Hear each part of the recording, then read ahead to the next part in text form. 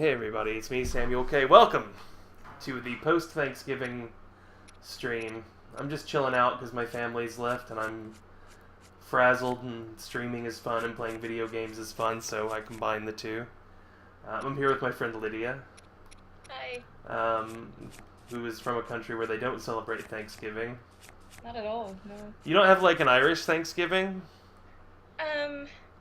Well, we didn't colonize anyone, did we? So... Well, I don't know, like, you guys, like, have a harvest, though, right? Well, like, Halloween would have been Samhain, like, the... Samhain, yeah. The pagan thing. Well... regardless, happy Thanksgiving, and happy Samhain, so... Thank you. We're playing The Legend of Zelda, The Breath of the Wild. Yes. So, here's the idea of this game. We play a character named Link. This is him. He has a sword, and he has a little shield. Yeah. And, we are a knight who, 100 years ago, Yes. there was a terrible calamity. A devastating mythical force called Ganon fell upon the world and threw everything into turmoil. And Link was the sworn protector of Princess Zelda, who is a powerful sorceress, basically. Okay. And what has happened is Link was protecting her and trying to defeat Ganon. And Zelda was trying to defeat Ganon as well. It's not like Zelda was just a maiden in distress or anything. She was actively working to do it too. But Link was like her knight, her bodyguard, basically. Yes, okay. Yeah. They failed miserably. They were overrun, and the world has been cast into torment and turmoil. And Link was nearly killed in the battle. Zelda used her amazing sorceress powers to trap the Calamity Ganon. Calamity Ganon. Ganon was the name of the Calamity. This entity. I thought it was like Calamity Jane. Right, yes. He's not... In previous games, he was just a big pig monster. In this game, he's kind of like an evil purple cloud. I'll show him to you when you can see him from about everywhere, just not here because I'm in the mountains. But anyway, we were put into a stasis coma to heal, and 100 years later we have woken up, and Zelda has sealed herself and Ganon in the castle. Okay. And it is our duty to prepare ourselves to go kill Ganon and save the world. Okay, but like they're frozen, so it's like you have a bit of time, is it? Right. Time to prepare. Zelda is holding it, but she's running out of strength because she's been doing it 100 years. Okay. And so she has woken us up and said, "You need to prepare for the battle. I can't hold in much longer." Basically, though, we have all the time in the world. We can do whatever we want, and then when we get there, like that's when it's for story purposes. Yes. So I'm dressed as a ninja right now, just because that's cool. There's other clothes you can wear, including, look at this. A Nintendo Switch promotional t-shirt, which really cracks me up. Wow. Yeah. Just a Nintendo Switch t-shirt. I really like that. But, you know, you can dress, like, in, like, traditional knight's armor. But I like dressing like a ninja, because it looks cool. I have a lightsaber, and I have a shield. Okay. And right now, my main goal is I want to go to this big orange tower over here. Oh, okay. So you're basically dumped into this gigantic map and just kind of given the tools to run around and cause trouble and prepare yourself for the battle against Ganon. And what do you need to prepare? You need to learn how to fight. There are 4 ancient champions that you can call upon who are dead, but their ghosts can help you. Yeah.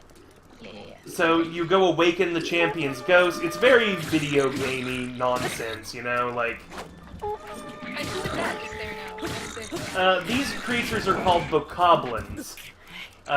They are essentially just goblins, but they have a different name. They're little kind of trickstery, stealer, monster people.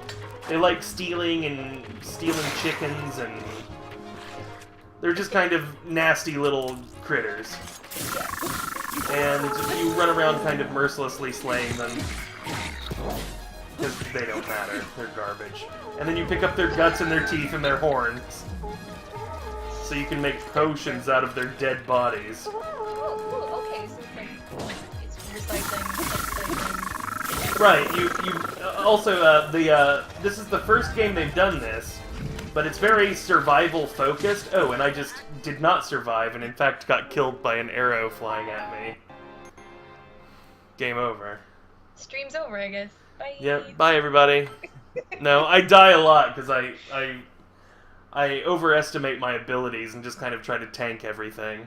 Mm-hmm. But no, so, yeah, basically, you collect weapons, you have a whole bunch of weapons. Some of which are better than others. I tend to go more for fun weapons than useful weapons. Yes. But yeah, you just kind of run around looking for adventure. You can do things that like get you more health and more stamina for climbing. That's about it. You go around solving problems for people. Oh, that's nice. Yeah, some of them are like, oh no, I've lost my child. And some of them are as simple as like, I'm sad and it's been a long time since I've seen fireflies. Can you catch some fireflies for me? Oh, that's like, really nice. yeah, really nice stuff like that. It's really cute. Let's go use a little bit of stronger weaponry on these guys. Take them out. Because I do want to kill these guys because they have treasure that I want. Okay. For sure. Goblins and pixies. They're goblins made out of mud and pixies made out of... Goblins... I feel like a pixie is more of, like a will-o'-the-wisp. Are they the same thing as a pixie? I thought a will-o'-the-wisp was just a ball of light. A will-o'-the-wisp, though, like, specifically, don't they, like, lure travelers to their doom? Like, if somebody is lost in the woods and you run into a will-o'-the-wisp, I think that they, like, will start guiding you deeper into the woods so that you get further lost. Oh, no. I think that will-o'-the-wisps are... I don't think that they're necessarily malevolent, but I think that in being, like, supernatural and immortal, they don't necessarily have the same concept of mortality as we do, and think it'd be funny to get somebody lost in the woods. Oh, okay. And then people, like, starve to death and die. Mm-hmm. And I think a pixie is similar. I really like that. There's something really tragic about that, isn't it? There really is. In that, you know, like, the will-o'-the-wisp just thinks, like, if he did it to an elf or, you know, a brownie or something, they'd be fine. A brownie? Do you not know of brownies? That's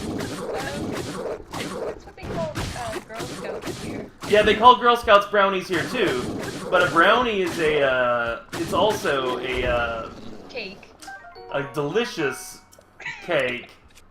Uh-huh. No, it's also like a fairy-like entity that like lives in the woods and. I've never heard of that. They're around. When you live in the woods as long as I have, you make a lot of friends. Oh yeah. But yeah, so I think that pixies though are more like a will-o'-the-wisp. A goblin. Like, I feel like goblins are more like... Orcs are definitely made of mud. Well, Like, they're orcs dirt people. Were orcs a thing from lore before Lord of the Rings? Like, I literally don't know anything about this stuff. I think that orcs are, like, medieval... They're real, and they're coming. They're real, and they're coming, and we have to arm ourselves and prepare. No, I think that orcs, Tolkien took orcs from, like, medieval, like, literature and folklore. Uh-huh. And they're, like, dirt monsters. Evil dirt monsters. That tracks for me when I think of it. What? Actually, no. It actually... Never mind. What? I was going to ask about golems, but then I realized, don't they have something to do with Judaism? And then I was like, what if I say something stupid and offensive? Oh no, yeah, golems are totally... Whoa! That guy just iced me with one arrow. I don't know if I should be in this area yet. Let's... I'm getting killed really easily. Like, I just thought that I could run away from those guys and take a couple of hits and then be safe and far away. I don't think that's the case in this instance right now. I may not go up to that tower, Lydia. We may choose a different tower to go to.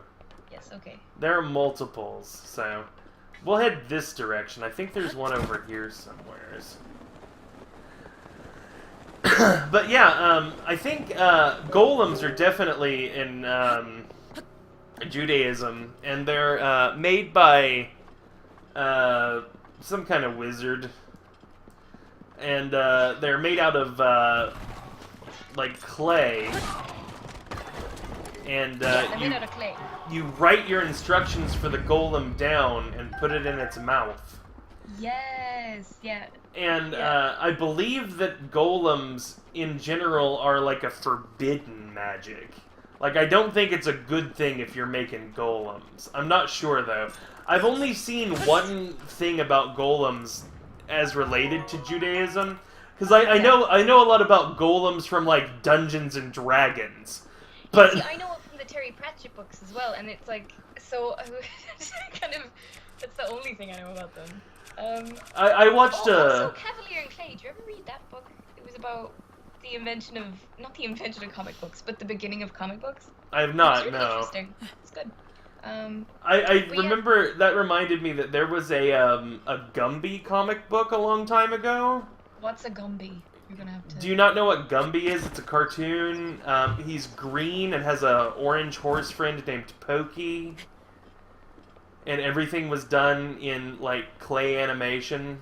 It was created by an artist named Art Clokey.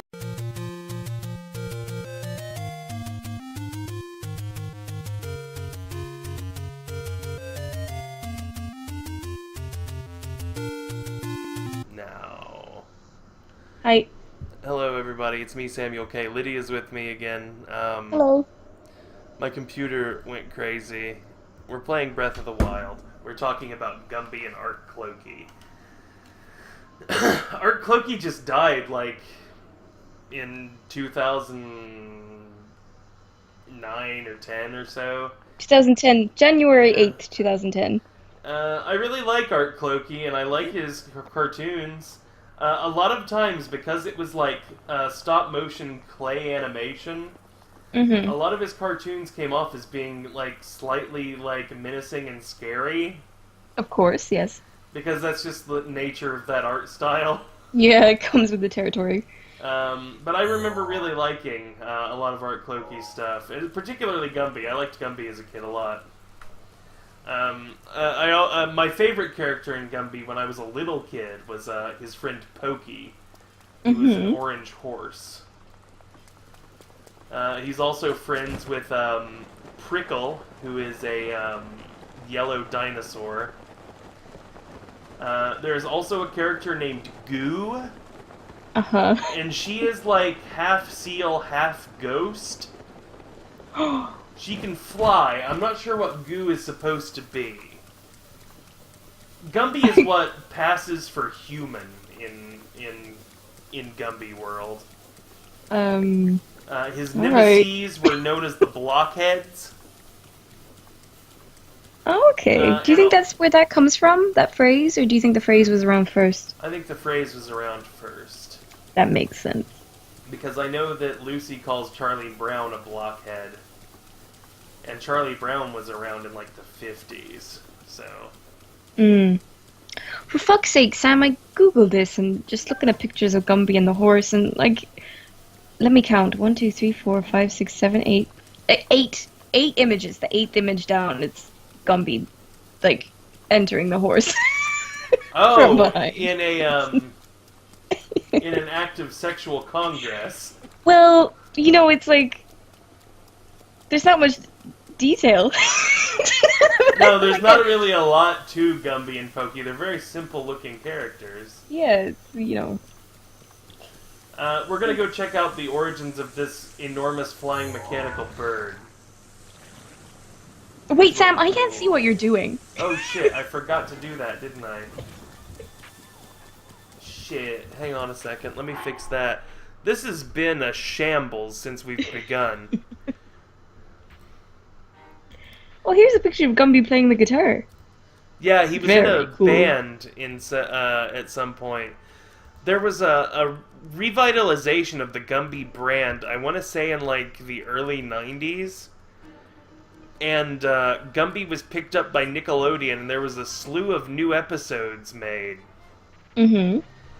And as a result, children of my age got into Gumby. That's when they added to the cast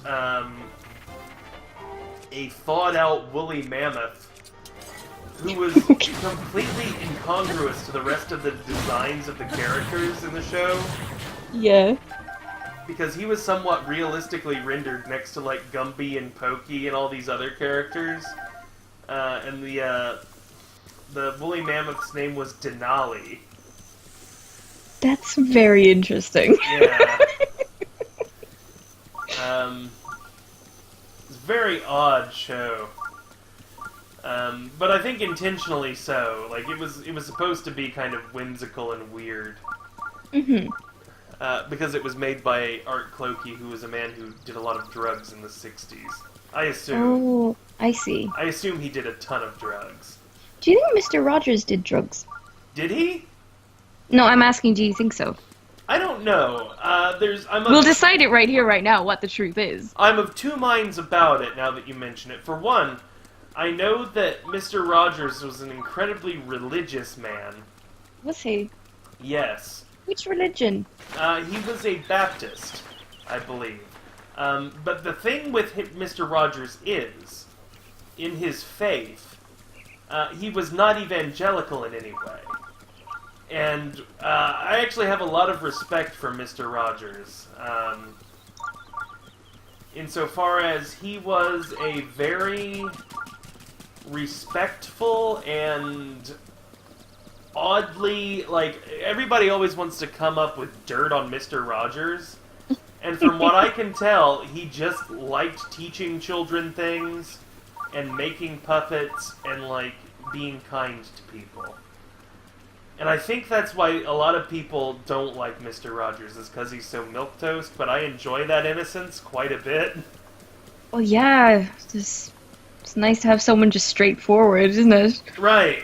He had a lot of, oh hey, Shane, welcome to the chat.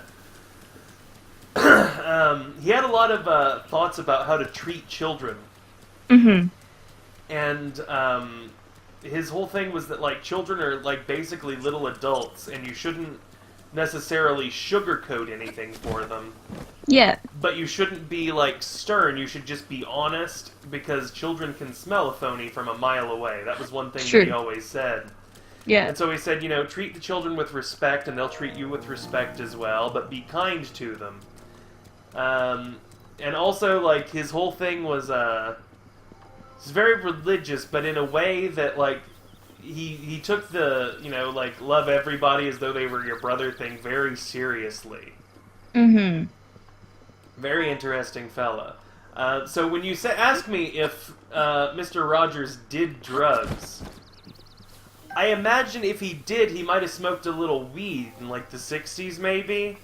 But I don't. Yeah. But I also think that in being very religious, he might not want to imbibe. You know what I mean? And Oh, I see what you mean. Yes. and in a way, like, I would. Jesus Christ! That horse just kicked me down the hill.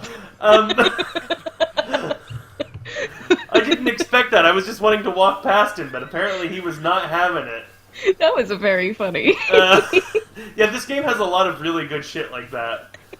But, yeah, like, I don't know.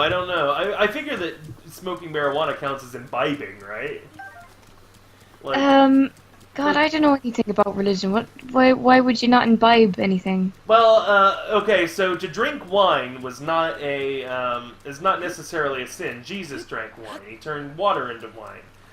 Yeah, and he said, please drink it, lads, when you're thinking about me. However, He said that. Being drunk is a shameful thing because Lot in the see that's what Shane's saying here in the chat. He can see Mr. Rogers drinking a nice glass of wine with dinner. Of course. But Yes. so did Jesus. Jesus did that too. Everybody's drinking wine back then. But in the Bible, especially in the Old Testament, I believe it's Lot gets drunk and has sex with his daughters. Isn't like- that the same guy who turned into salt? No, Or was he that didn't his- turn into salt. That was his wife and kids, I think. But, like, basically what happens with him is, like, he gets shit-faced drunk, and, like, his two sons are like, oh, for fuck's sake, look at Dad, he's drunk off his ass, he's drunk off his tits again. And he's fallen asleep fucking naked in the tent, and his dick and balls are hanging out, and it's fucking gross because he's an old man. And so one of them, I can't remember their names, Heb and Sheb, let's call them. Heb, like, went in there and looked at his dad's dick and balls and was like, this is fucked. So This is fucked. he went into the tent and, like, threw a blanket over their dad to hide his shame. Yeah, you would. And so then I think God striked Heb dead or some stupid shit. What? And, like, we're gonna get into this in our podcast. We'll read all about it. But Oh my... I'm serious about wanting to make that podcast, by the way. No, me too. No, I'm genuinely interested. But, because, no, he didn't strike him dead, but he committed a sin because he was looking at his dad's naked dick and balls. But it was more like his dad was sitting around with the dick and balls hanging out, and then he walked in and went, ah, Jesus Christ, Dad, put some pants on, and then threw something over him. So I don't understand, like, why it would be a shameful thing to see your dad's dick and balls when you weren't, like, looking... Like, it wasn't like he was peeking around the shower curtain or some shit. Dad was hanging brain, and he spotted it. Hanging brain? Yes! Have you... Hanging brain? Hanging brain. That's a term for having your business out. Okay. It's not a common one, I guess, but... Hanging brain. There's also... Etymology. Was it Lot? I'm getting Lot confused with a lot of people, or else this guy had a fucked up life. There was also... Sounds like it. So what happened at Sodom and Gomorrah with this dude was, like, some angels showed up, and Sodom and Gomorrah, they were always fucking. Men, Yes. women, men and men, women and women, everybody's always just slamming all the time. Yeah. And so two angels show up, and they're like, hey, what's up? It's us, angels. All this shit going on here is fucked, and you're the only pious man in town. And so we're coming here to give you a chance to get out of here. Mm-hmm. And then, like, everybody's, like, banging on his doors and windows. And they're like, hey, we saw two handsome dudes come to your house, meaning the angels. And they're like, let us in so we can have sex with them. And This town is funny, though, like... and then he's like, no way, you can't have sex with my guests, but I'll give you my daughters. And, like, I'm like, What the fuck? how just is this guy, right? Why did they think he was the most pious lad in town if he's like... If he's just well, that's because women didn't have any rights or anything back then.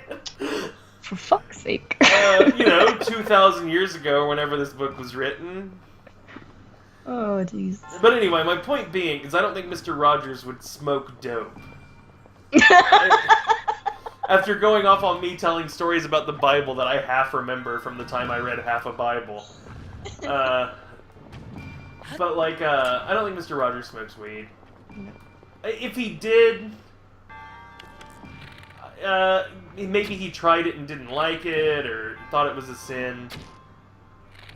I'm not sure, if I'm being honest with you. Yeah. I don't know why I brought that up.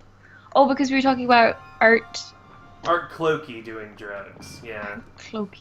What a name. I bet Art Clokey did drugs because it was the 60s and he did a lot of like weird psychedelic stuff. Mm-hmm.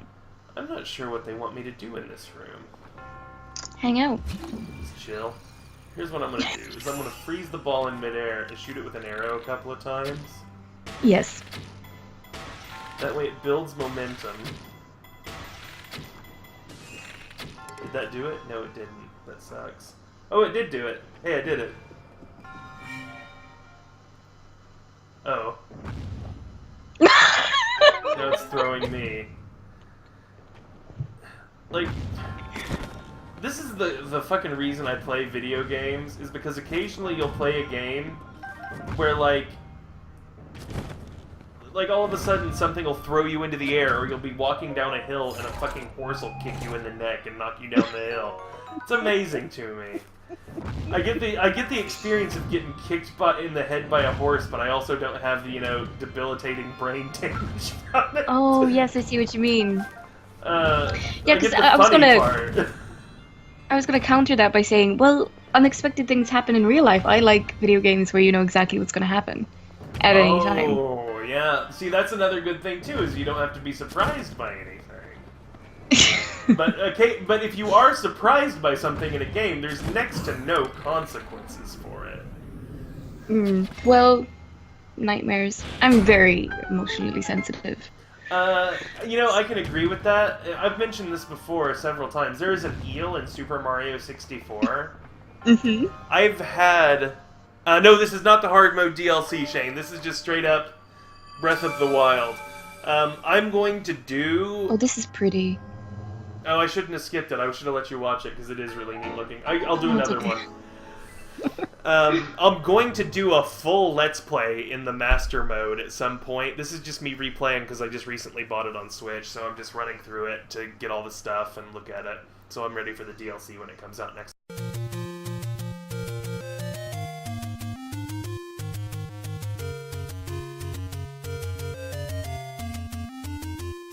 Okay. Hello, I'm recording again.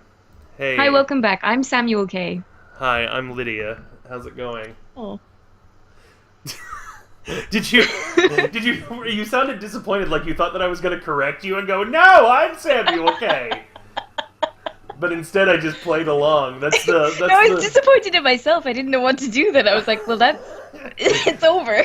Just say something that's just mildly either culturally insensitive or, like, blasphemous and swear a lot. That's pretty much what happens on my streams. Yeah, my computer crashed, Shane. It might do it again, because this will be the second time it's crashed. My computer's being a real bad boy, a real bad acre here today. But we'll continue playing Breath of the Wild. Whatever. What the hell were we talking about? I was telling stories from the Bible. Google. Huh? Is his name Google? Yeah. Oh, Gaggle. It's close enough. Sorry, what were you saying? What were we talking about? The Bible and, like, I don't know, religions and Mr. Rogers and Art Clokey and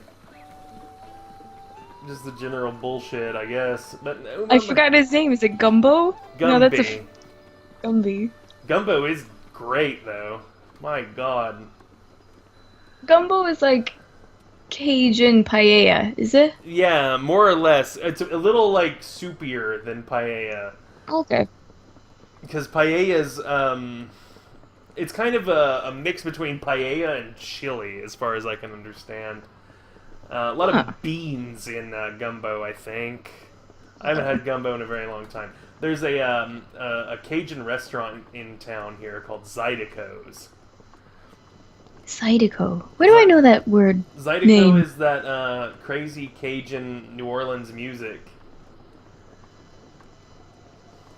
It's a happy sound they make in Nolans. Happy sound. It's All is well.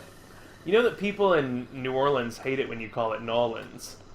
I've never called it Nolans. Oh, really? No. Why would anyone do that? It's like a nickname for New Orleans, is you call it Nolans. Is that it? Like, is that making fun of the accent that they have, is it? Or... I think it is, yes. It's making fun of a Cajun accent. I don't know anything about Cajun... Except for when... Do you remember when we watched that documentary about the girl who had Munchausen? Is it Munch... Yeah. Where her mom... And they had Cajun parents, and they were like... I couldn't fucking understand what they were saying, but they were like, she stole a car and drove it off a cliff, and...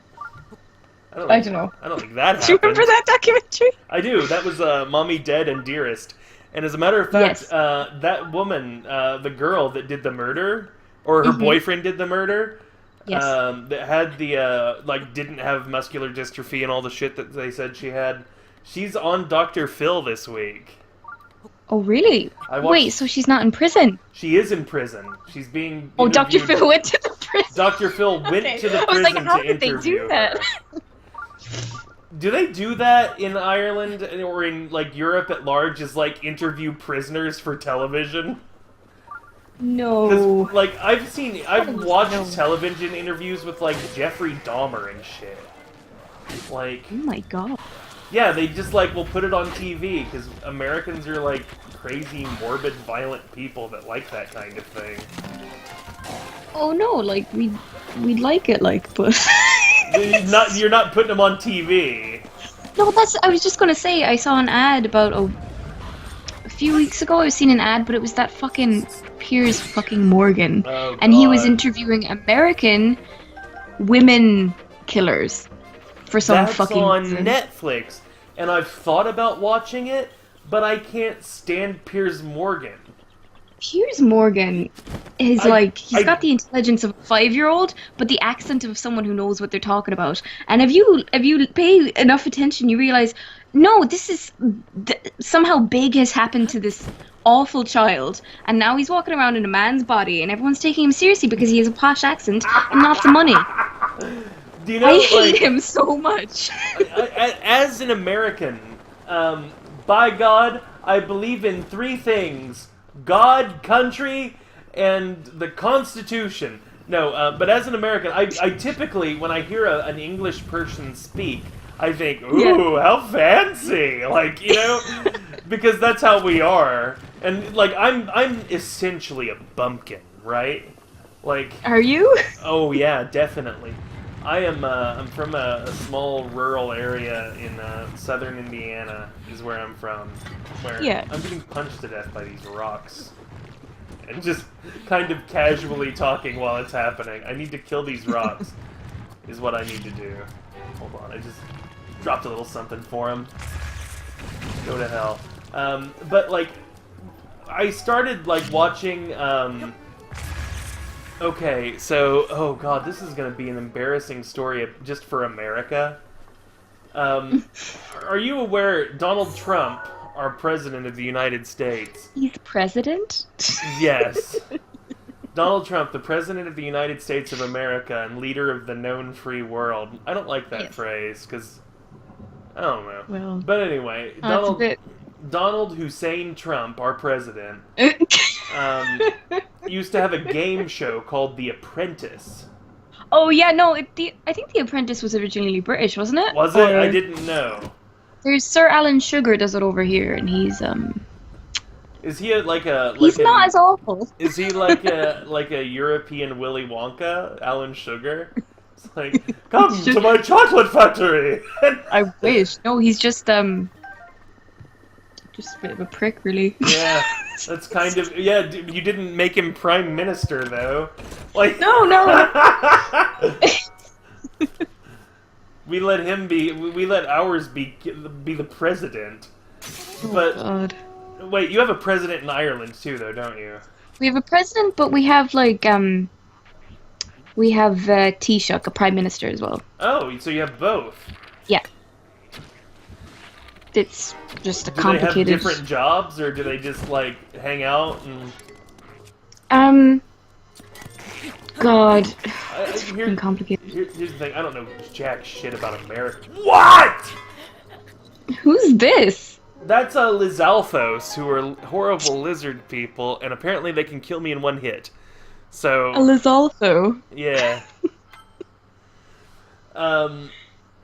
But I know jack shit about American politics. I have no clue how anything works in any other part of the world. If you would have told me that you had a czar in Ireland, I would have believed you. Like, I don't know. But, like, my story about Piers Morgan is as such. There was a spin-off of The Apprentice called The Celebrity Apprentice. Oh, yes, we have that too. And yeah. Piers Morgan was, on some television show here. Like our X Factor, maybe? Yeah, he was on the X Factor here too a bit. So yeah, he must have. We didn't call it X Factor though. We called it the Eagle's Grace. Welcome to America, bitch, is what we called it. And, no, I can't remember what we called it. It was called something other than the X Factor, but he was on it. It's American Idol, is it? No, American Idol's a different show. Do you have America's Got Talent? We have America's Got Talent, yes. But he wasn't on America's Got Talent. Because, Are you sure it's not just called the American X Factor? I don't think it's called the X Factor. The Y Factor. Mom's saying America's Got Talent, but I think they're different. Because she can hear me through the door. Anyway. Yeah, I think he was on Britain's Got Talent. My point is, he was on The Celebrity Apprentice. And yes. When I started watching it, he's like, oh, hello, I'm Piers Morgan. And I'm like, oh, wow, look at this guy. And then, like, as the series went on, I just realized that he's just this kind of, like, brutish, thug, dimwit bully. Yeah. Like... It's a very strange situation that man has going on in his little head. And then he gets into Twitter fights with people for no reason whatsoever. Oh, well, not for no reason whatsoever. It's to get people to pay attention to him. Right, he just throws little tantrums and makes fun of people. Yeah, but that's the thing, lots of people agree with him because of his upbringing. You know? Because he has that posh accent, people take him seriously. Is that a thing? I'm sick of it, like... Because we have, like... I'm trying to think of, like, what kind of accent over here we would think would be a fancy accent. Like, maybe, like, the, See, we even go, like, the transatlantic accent, where it's kind of a British accent, like they used to do in old, like, 50s movies. In movies, yeah, but do people still talk like that? Some people do. I can't think of, like... Man, it's weird. What's a fancy accent in America? Because we, like... I'm trying to think of, like, where, like, rich people live, but we just kind of make fun of the way they talk. We don't think of them as being any better than anybody. I guess, like, like a Texas oil tycoon, maybe, would be the equivalent of Piers Morgan. Like, going like, by God, I can carry my gun wherever I like! I don't think there could be an equivalent, though, because, like... I think it's because the aristocracy in Britain, even though things have changed and shit, they're still there, and they're centuries old, these families, and it's really so well established in their culture. Yeah, we're new is the thing. Maybe we will have like posh people at some point, but we just haven't gotten there yet. Because I think that our idea of sophistication is just like British, so that's why like Madonna has an English accent, even though she's from Detroit or whatever. See, I have noticed that from movies is when someone's supposed to be posh, they put on like an English accent. Right. That's exactly it. Also, in historical movies, and if something's set in Germany, say, and everyone's supposed to, it's suspension of disbelief, everyone's talking in German, but they're all doing British accents. Yeah, that happens to show all the that time. They're in Europe, I guess. It's so weird. It's a really weird thing. They do that in kung fu movies too. Do they? Like they'll be in China, and then there'll just be a guy that's like, "Hello, old chap." Like, the name is Sebastian. Right. It's very jarring when it happens, but I've seen it in kung fu movies as well. There's a Japanese horror game called Siren. Mm-hmm. And they, for some reason, when they translated it into English, they hired an all like English voice cast, but it wasn't like American English, so they're all going like, "What shall we do, Professor?" They all sound like very weird Harry Pottery kind of like very pronounced diction kind of. I don't That know, sounds very good. It's really odd. And it doesn't fit the tone of the game at all either. Oh no. Yeah, like Shane Pint mentioned in the chat here, all our accents are north versus south. We don't have a unified posh accent, which is true. We do have like our Cockney accent is like the Alabama accent, right? Like that's our like, oh, we know this person is kind of like lower class, uneducated when they're talking like this. But there's lots of old money down in the south of America, isn't there? Like there's lots of like, I'd say if classism has stuck around in any place in America, it's definitely the south, right? Or am I wrong? The other thing is, like, a lot of people consider like that accent to be very low class. A lot of farmers have that accent, and farmers are rolling in the dough. Like, they make a lot of money. They work hard for it, though. Mm-hmm. But yeah, that's... See, in Ireland, they don't have that much money. Yeah, they have enough. Well, like, that's the thing with America, is we have just, like, tons and tons of land, and we don't let any of it be just, like, countryside where, like, there's trees and stuff. Like, everybody just buys that, and they're like, oh, we'll plant some soybeans here, so we can make some money. Oh, God. Like, I have a friend from Canada, and he came to visit me, and he said it's just, like, overwhelming. Like, even when you're just driving on the highway between towns, because there's just, like, shit everywhere. Like, power lines, advertisements, billboards. Just like in the middle of a cornfield, there'll be a billboard for AT&T. It's unreal. What if it was a billboard for corn, though? Wouldn't that be good? That would make sense, because at least it's like, hey, you like corn, you came to the right place. Just a reminder, corn. Just for a reminder, corn. Oh, hey, you're going to like this lady. Check her out. We're going to meet a beautiful, gigantic woman. We're giving her some... She lives in a big pea pod. It looks delicious. Yeah, I would bite into that. Mm. But then a big lady would come out of it and say, why are you eating my house? And I'd say, sorry. Misunderstanding. See, it splits open, and then an enormous, beautiful woman comes out.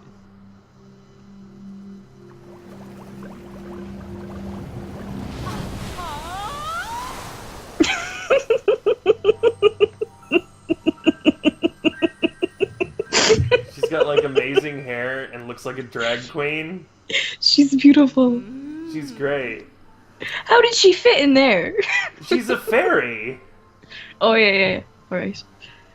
But, like... What in the hell were we even talking about? Pierce Morgan, accents, Alabama, commercialism, farmers. Alabama. Corn. Now, I don't know, like, I've got a very limited scope. I've lived a very sheltered life because I've lived in America my whole life, and I've barely been away from my home state in my life. So I know nothing about the world. I'm in the dark. Your guess is as good as mine. Look, she gives you a little kiss. Aww. He's embarrassed. Oh, lovely. She made my hood look cooler. She makes your clothes work better. How did she do her hair like that? Magic, probably. I would assume. Oh, yeah. She lives in a turnip. I'm not sure what else we can say for her hair. I'm alright with the turnip, but how does she do her hair? It's because you want to replicate the technique. Of course. I think it would be a good look for you. I don't know that, like, physically a human could grow that much hair. No. Unless there's some sort of, maybe an Easter egg underneath there. It's kind of a structure. Sport, maybe. maybe. 'Look, she blows you a little kiss. Mwah. 'Look, she blows you a little kiss. Mwah. Makes your pants stronger. Your parents? Yeah, my Hylian trousers. Oh, pants. It very well could be a wig, but I doubt it, Shane. It could be a wig. Do you think she is? Because it's kind of a mullet too, because there's bits coming down the back as well. Yeah. A hell of a look.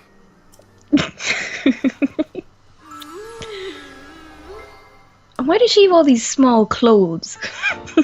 Oh no, I have the clothes. I'm giving them to her, and she's basically a tailor for me. Oh, she's kissing them, and then that's her Yes. being a tailor. Okay. Yeah, she kisses them and imbues them with magic, and then she goes back into her swimming pool. That's really nice. So I'm gonna switch it up. I'm gonna put these new clothes on. Now I'm kind of like a Lord of the Rings, like Aragorn looking kinda. I've never really seen them. Well, like I've sat down and I've tried to watch them, but I always fall asleep. So... They're incredibly long and incredibly boring, but that's kind of what I like about them. I don't like the books at all. I hate the books. I've tried to read those. I made it all the way through the first one, and I made it 40 pages into the second one. I was like, this ain't for me.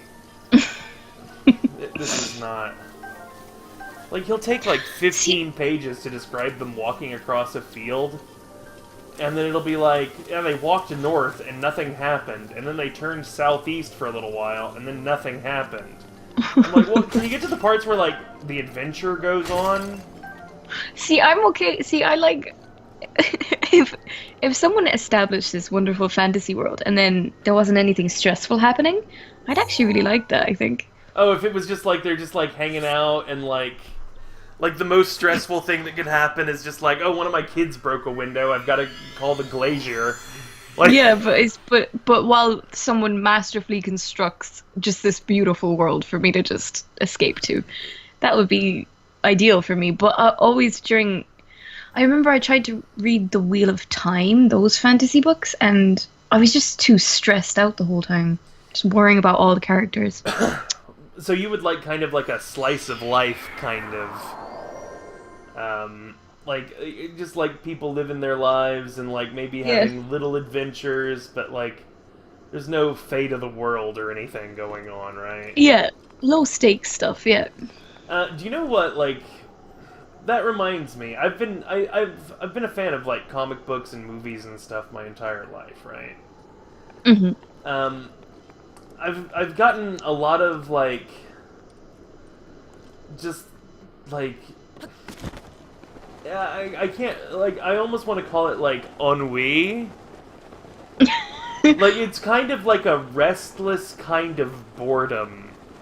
But like disenfranchised, is that like a word? A like little bit, yeah, because like I really love disillusioned. Disillusionment, yeah, with the whole thing, because every single one of these movies that comes out, like the fate of the known world is at stake, and if Batman messes up, like the entire world will fall into chaos and ruin.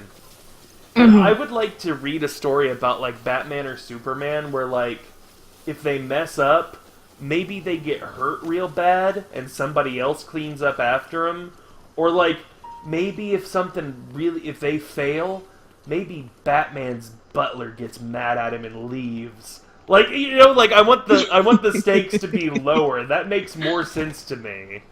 Yeah, or even just a little bit. Yeah, or just more complex, or I think I get what you mean. Like I feel like if everybody in the entire known world will die and be enslaved by bug monsters if the Justice League fails, like, that is less scary to me. Like, because then, like, it's like, whatever, it's the apocalypse, everybody dies. Like, but I want to be involved with the character enough that I'm worried about the personal effect that their failure will have on them as a person. You know what I mean? Yeah.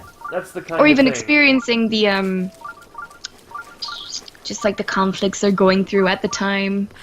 Just like character pieces, you know? Do you know what one of my favorite genres is? Oh, hey, check it out. We can get a little scene here that'll help us remember things that happened to us in our past. Oh, we have amnesia. When I was explaining the plot, we woke up with amnesia. Oh, okay. So part of it is you have to recover your memories of what happened 100 years ago. And we just found a memory. This triggers a memory. Yeah, Diamond is Unbreakable is a, Shane is mentioning this in the chat here. There is a, JoJo's Bizarre Adventure, an anime. Yes. There's a story arc called Diamond is Unbreakable. And there's a serial killer in the town who is killing people. And right. the reason he kills people is because he's just, like, addicted to killing people, right? He just loves killing people. But he also, like, wants to live a quiet life and, like, not be bothered. So just every now and then he just pops into town, seduces a woman, and kills her. Okay. And the stakes, if they lose to him, there is still a serial killer. Yeah. Like, that's it. It's not like he's gonna take over the world with his powers or whatever. It's just like, they have to catch the killer. Yes. And they aren't involved in any way or anything, but, like, the thing is they will die if they fail. And that's a good stake to have, I think. Like, yeah, I agree with that entirely. Question and fine, regardless of the king's orders. But, what the fuck was I even... I've just been rambling. My father, please. That's Zelda, by the way. Yes. They've got matching blue shirts. And stop following me! And she thinks she can do it all on her own. But it turns out she can't. Well, she could for 100 years, but now she's getting tired. Right, she's getting wore out. Which, I mean, anybody would. 100 years is a long-ass time. I get wore out after, like, 15 minutes most of the time. No, but, like, you know, like, one of my favorite genres ever, this is what I was gonna say, is post-apocalypse. Yeah, what does that mean? So, like, everything has gone completely to shit, right? Yes. That's your apocalypse story, where the end of the world, the end times. Then there's the post-apocalypse, and that's just, like, struggling to survive in this new, harsh, horrible environment. That's like your, like the Walking Dead kind of thing, or, like... The post-apocalypse is where, like, okay, we have what we know as the new world under control. Let's start trying to rebuild. Okay, yeah. I like those kinds of stories an awful lot. I can think of one. This game's a little bit like that. Yeah. Because 100 years ago, this tremendous calamity happened, and now there's, like, little pockets of civilization that are starting to thrive again. Oh. But, I like, like that. yeah, I really enjoy the idea that, like, after the end of the world, not only are there survivors, but, like, after a certain amount of time, those survivors can in some way thrive. I like that. Yeah. Oh, this is a robot that I have to find. It's a fantasy setting, but they put robots in this one. Cool. Oh, and I don't have a sword. My sword broke. I don't know if I'm going to be able to beat this guy with what I've got on me, but we're going to try it. But, like, there's a lot of interesting stuff going on in fantasy fiction, but so much of it is really tiring. Like, I find Lord of the Rings incredibly tiring. Yeah. What is it that's so tiring about it? Is it, you were saying it's because they walk a lot. They walk a lot and nothing happens. Like, really cool stuff is happening in Lord of the Rings. There's, like, you know, monsters and shit for them to fight, and, like, there's, like, a dragon, and there's, like, an evil wizard, and a good wizard, and, like, that's all really cool. But, like, there's just so much of it that's just like, hey, what are we having for lunch? And I'm like, get to the good stuff. Like, No, that's the stuff I like. now, I would be cool if it was all just like, hey, what are we having for lunch? Let's have a nice Tell me time. about the lambus bread. Tell me how it's made. I want to know. I would watch the absolute hell out of something that was just about, like elves living in trees and shit. I'd love that. Well, the elves are really boring in Lord of the Rings. Yeah, they're all they're a bit just- dour, and they're always looking at each other and with not their- saying much. They're I looking don't around remember with the like movie. their mouths open a little bit, like giving each other like Fonzie looks and shit. None of them are having any fun. Yeah, wouldn't you think that if you were like basically immortal And beautiful. and like and had access to like magic and stuff, You'd have a bit more fun, I'd like. be living it up. But instead, they're just kind of standing around, very good posture, but just looking at each other. Just looking around and. What happens in Lord of the Rings, anyway? So, okay, I'll explain the plot of Lord of the Rings for you. It all started with The Hobbit. Yes. And, no, wait, it all started way before The Hobbit, but I'm not sure exactly. When there was the lads and they made the rings. Yeah, some lads made rings. I'm not sure exactly why or what purpose any of the rings... I have no clue what purpose any of these rings serve, but they made some for dwarves, some for men, some for elves, and then, like, one other one. Was it like marriage? Yes, they all got married. They all got married, but then there was a daddy ring. Yeah, the daddy ring was held by the devil, basically, for some Well, that's a reason. bad idea from the outset, isn't it? Well, what is... Hold on, like... So, the one ring, the super powerful ring of your... What does it have the power to do other than turn you invisible and make you angry and a little kind of bald, hairy I think... mole rat kind of man under the mountain? Isn't that what the ring does? That's what happened to Gollum. Now, I think the reason it happens to hobbits is because it accentuates the powers that you have, like, naturally. So, like, when I wouldn't call that a Sauron... power now, in fairness. So, when Sauron put it on, he, like, was like a god, basically. He's, like, can't be killed, he's really cool, everybody hates him, and he's, like, killing people left and right like fucking crazy. Like, nobody's fucking with Sauron, right? When Bilbo puts it on, and when Frodo puts it on, and when Gollum, who used to be a hobbit, put it on, it makes him, like, sneaky and invisible, because that's what they're good at, is hiding and being nimble. Oh, okay. I think. Like, this is just me guessing. I don't fucking know. But what happens is, Bilbo Baggins finds the ring that was stolen. Gollum just found it in a river. And he put it on, and it turned him into a monster, because he got addicted to it. Mm-hmm. Bilbo finds it, and he's like, wow, check out this badass ring. And then they're like, hey, that ring's too powerful, we need to destroy it. So Frodo picks up the ring, and he's like, let's go. Runs into a whole bunch of his friends, and they're like, the only thing that we can destroy this with is a fucking volcano. We'll throw it in the volcano. Meanwhile, for some reason, a war is happening. Why? I don't know. Oh. I think the reason the war is happening is because Sauron, who isn't really dead, but is instead a giant glowing eyeball next to the volcano. That Sauron is the eyeball. Is the big flaming eye, is it? Yes, I believe that is Sauron. He's a big evil eyeball. Right.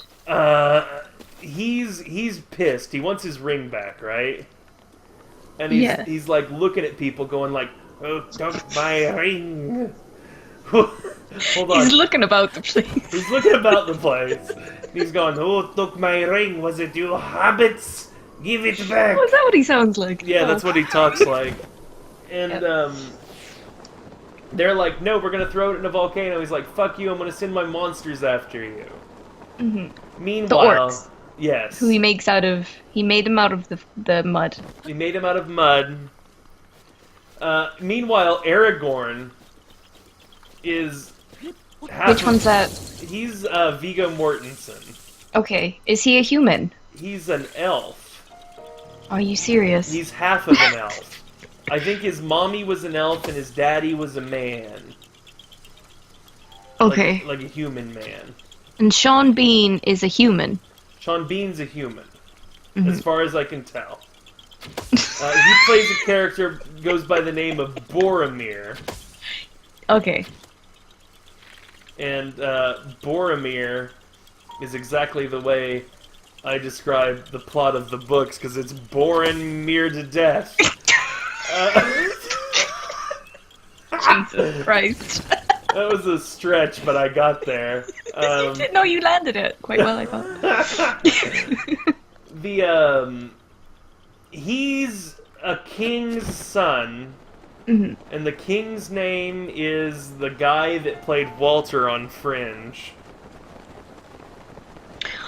Oh, yeah. I think. And he has a Yes. son named Faramir, and Walter on Fringe is always like, Faramir, you're a little bitch. Why can't you be more like your brother Boromir that fucking died like a dumbass? Mm-hmm. And Aragorn, meanwhile, is also like a king or something. Yeah. And he's... What are these? Aragorn's like a... Oh, these are just wolves. Oh. I picked up some meat neat. from the wolf. I'm gonna eat it later. Aragorn is half a elf, and he's like 150 years old. Alright. Anyway, they make it to the volcano and throw the ring in. The end. What are the orcs trying to do? The orcs are just kind of like basically... They're trying to kill all humans, maybe? I don't know. Seems like the kind of thing an orc would want to do. Just those battle scenes are so boring. I'm trying to think about what I remember from the movies. I really like Elijah Wood, anyway. I like Elijah Wood a lot, too, in a lot of things. Oh, in a lot of things, yeah. I haven't seen the one where he's a psychopath yet. That's really good. Is it? Oh, what the hell is that movie called? It's called something just like Psychopath or something like that. I think it is just... Maniac is what it's called. Maniac, that's it, yeah. yeah. Maniac is a really good movie. It's really fun. They did a weird thing where they filmed the entire movie from a first-person perspective. Oh, like Peep Show. Right, and so you only see Elijah Wood in like mirrors and reflections and things. Oh, yeah. It's a very interesting movie and very fun. There's a lot of really like... Oh, look at this little feller. He's a Korok. They're like goofy little wood sprites. That is very nice. I like these guys I like a lot. this guy. Yeah, they've got little leaves for faces. No. There's one of them that looks like Hitler that you run into every now and then. Very cool. Yeah. But yeah, I like Elijah Wood because he's got like those enormous eyes, and he's got beautiful. He's a very but also handsome, really weird. He's a really weird dude. I've been watching... I loved Wilfred. Did you see that? Wilfred was great. Also, I just accidentally threw my sword because I scratched my knee and hit that button on accident. That's just how life goes in Zelda here. Wilfred was really great. He's also on that show right now, based on the Douglas Adams books, Dirk Gently. Yes, I really like them. It's very millennial, really but it is goofy good. Show, but I enjoy it a lot. Yeah, it's a very silly show, but it's fun. If you haven't seen the BBC Dirk Gentlys, they're very good too. I've seen that. I've seen the BBC. Or no, I've not seen it, but I know of it. Okay. And I hear it follows the book a little bit better, both in tone and in story. Yeah. The tone. I guess the American Dirk Gently's, he's a bit annoying. But like he is annoying. The character is supposed to be annoying. I was really into the Hitchhiker's Guide books as a kid. Oh my god. And I started to read Dirk Gently, and I remember it being kind of like a dour and sad story. It like Dirk actually has like a lost love, doesn't he? Something like that. It was. I remember it being much more somber, but I haven't tried to read it since I was like 12 or 13. So. And I didn't. I've never read them. I've only seen the BBC ones. I checked it out from the. I checked it out from the library and didn't finish it. And so I returned it to the library, and then never checked it out again. Which I probably ought to read it because I was a big fan of the other books. I love the tone of them. I I feel really safe when I read them because he's got such a humanistic view of things. Yeah, bad things happen to his characters, but, like, the way that he treats technology is that, like, something horrible can happen to you, but you'll probably be alright because there's something out there in the universe that'll help you. Like, I appreciated that about it. Yeah, I really liked those books as a kid. I liked the BBC version of the show, is what I was getting at.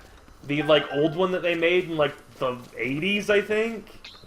I've never seen that. It's not bad. I didn't like the big-budget movie that they made, though. I thought that was fine. Everyone doesn't, like, no one likes it, but I thought it was... I really liked the song and all. But was the song originally for the movie, or was it... Actually, do you know what? I think the guy from... What song are you talking about? So long and thanks for all the fish. Oh, yeah. I think, the guy who wrote, he does... Fuck, what's his name? Graham Linehan. The guy who does all the songs for all the Graham Linehan shows. Who's also in Divine Comedy. Neil... Fucking... Fuck, you don't know what I'm talking about anyway, it's fine. No, Let's leave it. Let's just leave it. Right? That's fine. The guy who did the theme song for the IT Crowd. Oh, okay. I know the IT Crowd. I've watched the clips from it. I don't watch a lot of comedies. I think I've mentioned this to you before. Comedies are always disappointing. Everybody always tells me to watch, like Peep Show. You mentioned that. Everybody tells me I'd love it. And I've watched a couple episodes and thought, yeah, it's alright.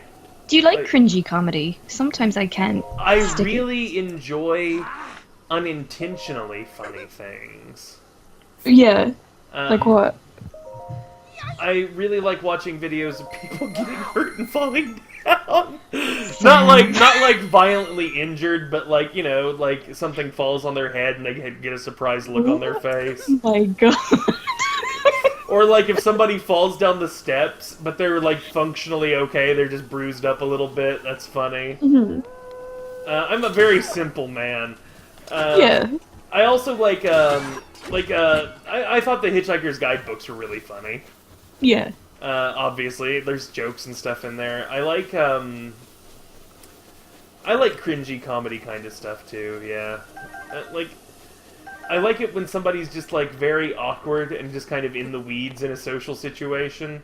I'll tell you what. The funniest thing that I have seen in a very long time is that show Nathan for You. Oh my god, yeah. Fuck. It's very good. I have laughed until I had tears in my eyes at that show. Like... I'm just thinking about it now. Just laughing. Neil Hannon composed the IT Crowd theme, is what Shane is saying in the chat. Neil Hannon, that's it. Thank you. Thank you, Shane.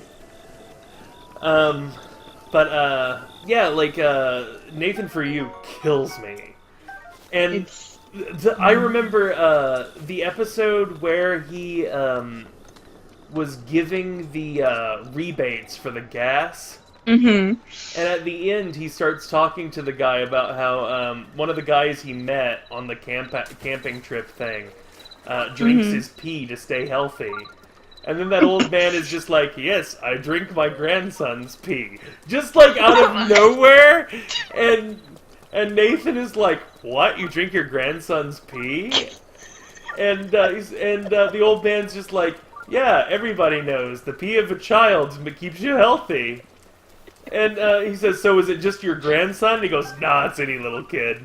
And the guy's like saying this like it's common knowledge. Like he's saying it in the way that, like, you know, like when an eyelash falls out, you're supposed to blow it off your finger and make a wish? Yeah. Like, he's saying it like it's like that. But drinking a child's pee brings you fortune and good health. And I'm like, what the fuck is happening? I remember, like, I don't think I laughed at it, but I remember just my brain, like, in my head, was just going like 1,000,000 miles an hour, and I was just mouth open watching the screen as this unfolded. Like, it was one of those things where it was so funny I couldn't laugh. Like, thinking about it now I'm laughing, but...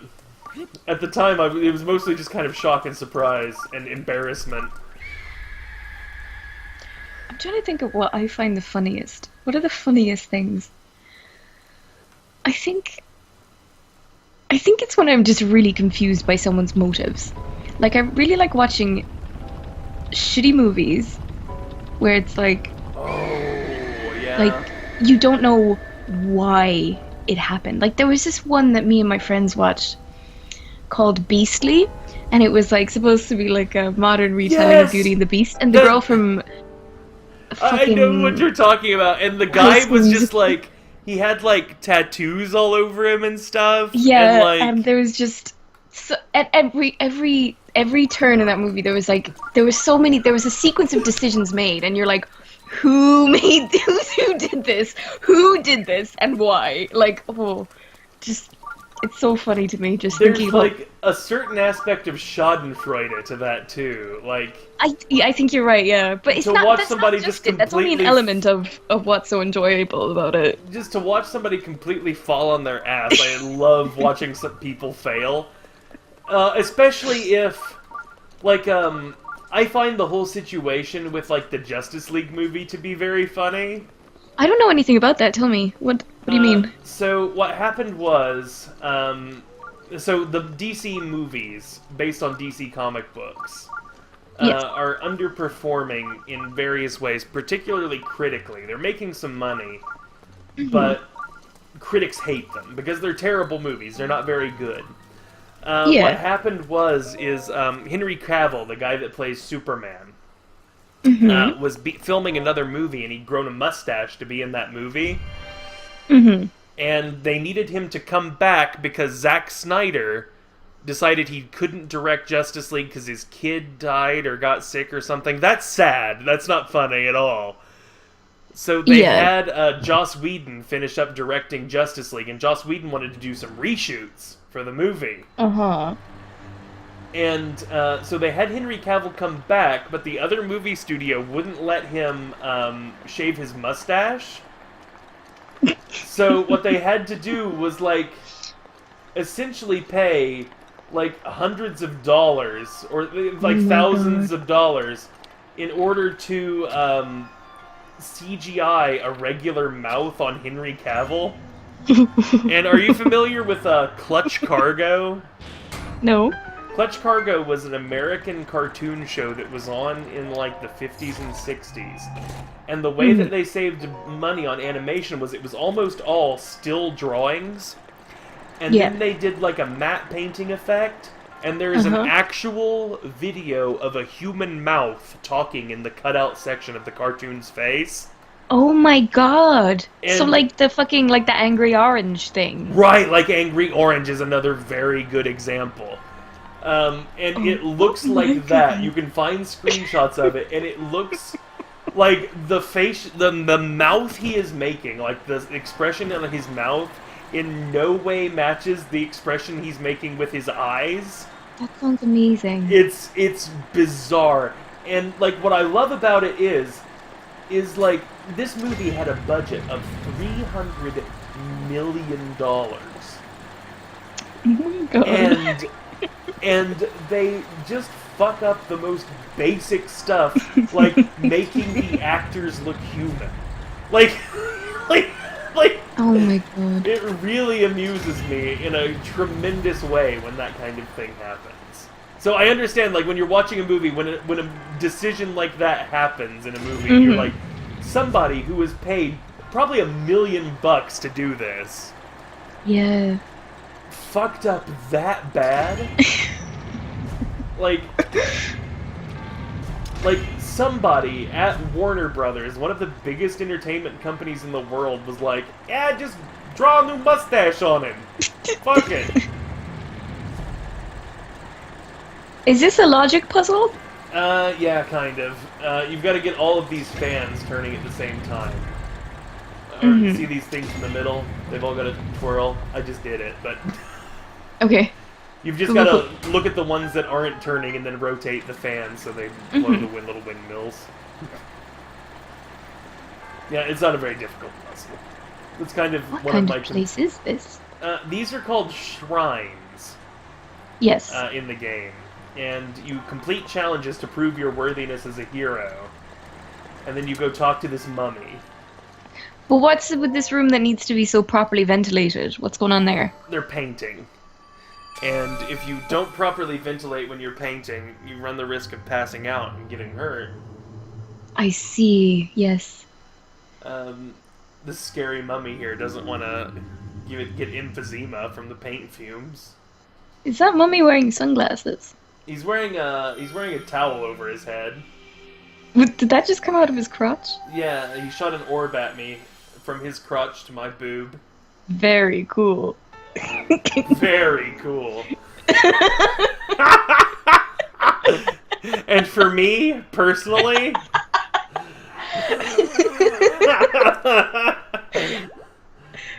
I've been watching so much of their shit. I can't. I find them very funny, too. Oh, yeah. That's another thing that I find really funny is the Red Letter Media guys. I love Mike just because of his kind of impishly, curmudgeonly behavior. Yeah, I like it when he just kind of, loses himself in some sort of strange alternate dimension and just kind of like, you know, Anytime he starts babbling about Star Trek... Well, yeah, that's very, very good. And whenever they edit all the other people in the room to show that they are bored and not surprised that Mike is talking about Star Trek again, I absolutely love. I think my favorite thing about it is that the weird edits when they zoom in on one person's face, you know, and the strange edits, like when Rich Evans is really, really laughing hard at something. Mm-hmm.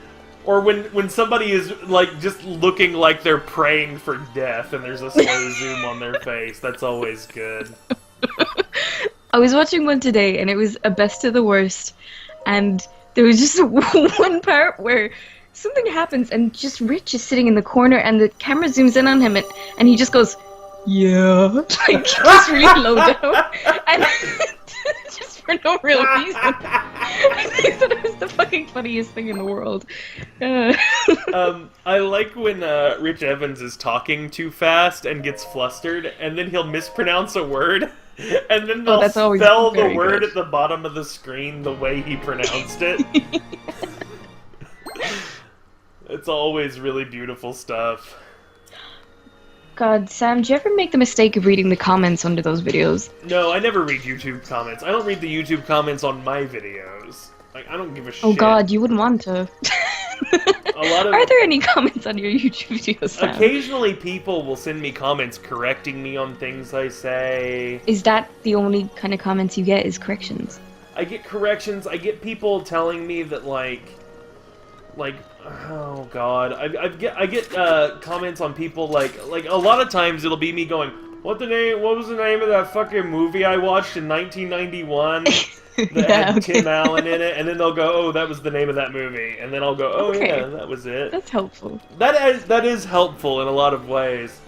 A lot of my, like, premature senility is on display in these videos.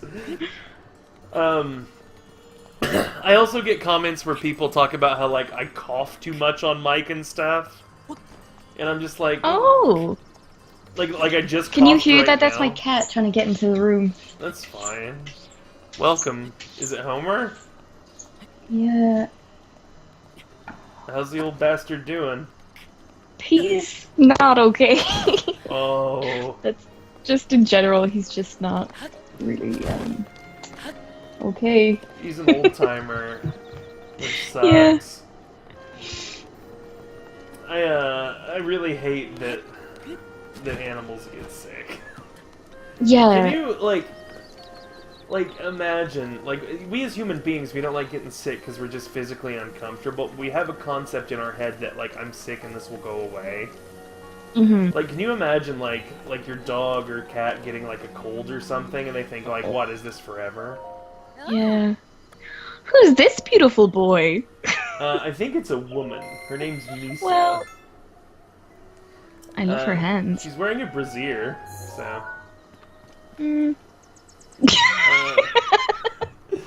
Zoom in. Enhance. Okay. Hang on. Let me get in there. There she is. She's kind of a wall-eyed bird person. This is a tribe of bird people that live in this world. They're called the Rito, or the Ruto, or the Birdos. Rita Ora. Yeah, she's selling goat butter, some cane sugar, and some Tabantha wheat. I did buy some arrows from her a second ago. And you can also buy some of these orange mushrooms. Lovely. Yeah, these are the bird people of the game. See these two guys? They're just staring at each other in silence and not moving. There they go. Friendship. That's friendship, is when you can just sit into a room and look at, like 8 inches away from your friend and just stare them directly in the eyes in stony silence. Not smiling. Love it. That's how I live my life. You know, I rope my friends into talking over video games with me online. That's how I handle my friendships. Nothing wrong with it, like.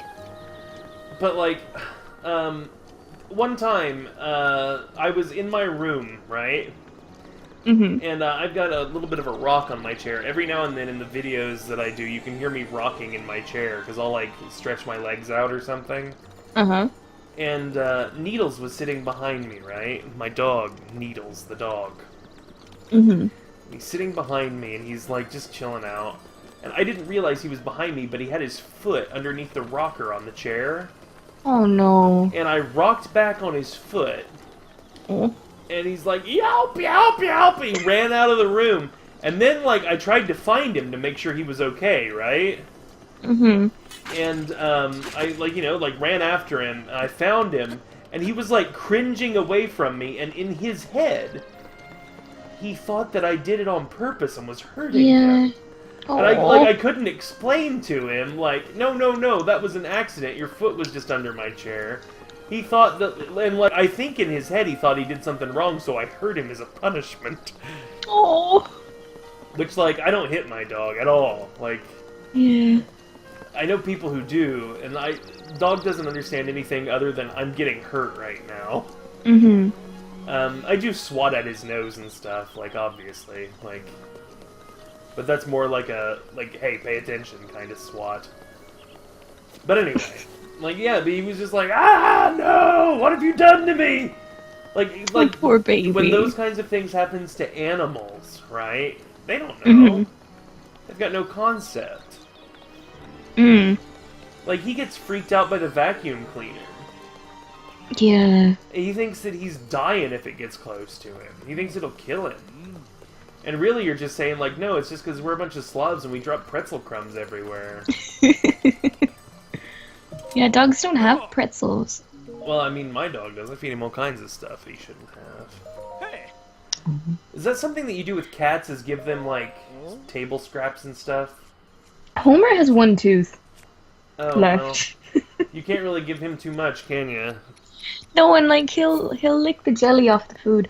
Like, yeah, we always give them scraps, like, especially bones from stuff. I think you're not supposed to give them certain types of bones, but whatever. Yeah, they'll be fine. As long as, like, here's the thing, he's still alive. Like, you haven't killed him by giving him a bone yet. Yeah. Yet. Like, I don't know, I feel like, here's the thing, we taught Needles tricks to do things, like, he can catch food out of the air, like, on the fly. It's amazing. Cool. And, like, it's good for us, because he gets to put on a little show, and we enjoy it, but then he gets popcorn, so it's good for him, too. Yeah. Here's my question for you. Yeah. What's the point of a cat? Well, first of all, you don't get mice or rats. Because cats smell. So do dogs. Yeah, that's true. And the other thing is, here, I'm a dog person mostly out of necessity. because I am very allergic to cats. I'm also allergic to dogs, but not nearly as bad. Mm-hmm. So I'm allergic. And Needles to is one of those hypoallergenic ones, Yes. is he? I'm Yeah. allergic to his saliva, so if he licks me, Yeah. like I kind of break out in a little bit of a rash, or like especially if he licks me and I like rub my eyes, I'll get like dried saliva in my eyes, and then my eyes swell shut. So I I think I'm a little bit allergic to cats too. Like if Homer gets too near my face, sometimes I get tickly inside my mouth. Is it on the roof of your mouth? Kind of at the back of my throat. Yeah. Yeah. That's allergies, because I get it too. Yeah. Shane's saying low But it's just a maintenance tiny company bit. and affection from the cat. Yeah, like Homer's really affectionate, but I think it really like there's some cats with really shit personalities. Like they Yeah. don't want to. Like- I get that too. Yeah. And also dogs are pretty high maintenance pets, honestly. Mm. Like cats are pretty self-sufficient from what I know. You just have to feed them and clean up their poop. Mm. Like- And living out in the country here, we can go on holiday and leave them, and they'll Oh, Eat- yeah? nice. Yeah. They just Well, run around eating, like, critters they find? yeah, and we do get the neighbor boy to feed them, but we're going away this Christmas actually, and there's been this cat that's been attacking Homer, and Homer's so old now that he can't defend himself very well. God. So we've had to stop letting them out of the cat door. So now they just shit inside, but we have to go away, so they need to go outside so they can eat. But oh, it's all a big thing. I hate this neighbor cat. I hate him. And one time I had him cornered, and I really wanted to hit him, but I couldn't because it was a kitty cat. Yeah, you can't be cruel to animals. They don't know what's up. That cat doesn't know he's doing a No. crime when he's doing something mean to Homer. He's doing a crime. Yeah. He doesn't know no better. He's a stupid-ass animal. Yeah, and he looked so scared when I was like... You know, But I also wanted to defend Homer to the death. here's what you could do if you really needed to get revenge Uh-huh. and not hurt him. Mm-hmm. Poison him. Wait. That hurts him. Not technically. He just goes to sleep and doesn't wake up. He sits down for a little cat nap and he wakes up in hell. But that's the thing, how do I stop Homer from poisoning himself? What is Homer immune to? Okay, here's my suggestion. And you can take it Yes. or leave it. You're gonna be in this for the long game. You need to introduce small amounts of the poison to Homer until he is inoculated to it.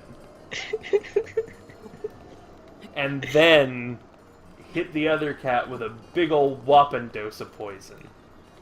Or, like, I think that you're assuming that you administer the poison orally by, like, putting some food out for the cat to eat. Yeah. Yeah, exactly. Yeah. Poison dart. Why would it eat a dart, Sam? It's not gonna eat a dart, you're gonna shoot the dart out of a blowgun. Oh, I know, yeah. I don't have a blowgun. If you can't make a blowgun, I don't know what to tell you, Lydia. Is that a straw? Would it just be a straw? Well, you need something probably bigger than a straw to fit a dart inside of. Like a didgeridoo. Yes, so that when the cat's walking around, he's gonna hear dong diggy dong diggy dong bork, and then he just gets a dart in the tail and dies.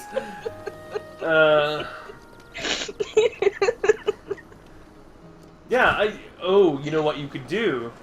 What? Hire an animal hitman. Yes. I would. Do I need to gladly- get a Tor browser? How do I get on the dark web? Okay, we're currently on the dark web now. Nobody's watching this except for Shane and Eric now, apparently. Eric just came into the chat and started talking to us. Hi, Eric. I will, for a nominal fee, choke and kill this cat for you. That'd be really... Because you could come visit then. Yeah, You can see, stay and then for we a can bit. hang out. Yeah. Like, so if you see some shady guy, like, wandering around the bushes near your house, like, wearing a false mustache and a big, like, shady-looking hat, that's me, but pretend you don't know me. I'll strangle the cat to death.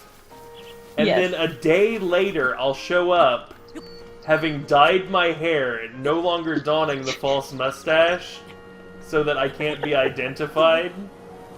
And, I'll speak in a false accent. Oh, no. Why do you need a false accent? Because no one would heard you speak. Oh, no, here's the thing. Everybody will say, when they see me murdering the cat. Yes. They'll Because say, you'll do it in public. In a public. well, if I'm spotted, I want to have at Okay. least one witness to throw him off the trail, because I'm wearing a disguise while killing the cat. But in the event that they say, oh, he had beautiful long blonde hair, he was wearing a trench coat and a top hat, and a big pair of sunglasses, and he had a big black mustache, and he looked American. And that's what they... Just in case they say that, when you and I are hanging out, the police come over and they're knock on... And they say, hello, we're looking for an American that strangled a cat to death. I'll go, I don't know what you're talking about. I'm from Sweden. That's my Swedish accent. What do you think? It's very good. I'm from Sweden. They'll go, oh, sorry to bother you. Not the problem. Good day, Constable. Constable. Yeah, do you know, what do you call cops over there? Garda. Thank you, Gerda. That's perfect. Beautiful. Why? The police are investigating a dead cat. It's because I left my calling card on the cat's body. It's a single. No, you're needlessly complicating this. You. I leave a single white rose.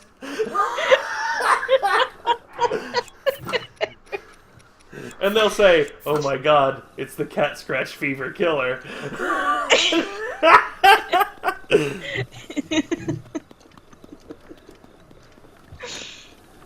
But I'll tell you what, I think we've gotten some progress done in the game here, and actually I have to go here very shortly, so I think I'm going to call this shortly. It was fantastic talking to you. Yes. I'm going to stop the stream. Thank you for watching, everybody. Next time, I'm probably going to stream some more of this at some point, maybe even later tonight. We'll go check out this big mechanical bird in the sky. Beautiful. Yeah. Stream's over. Everybody leave the chat. Get out. Bye.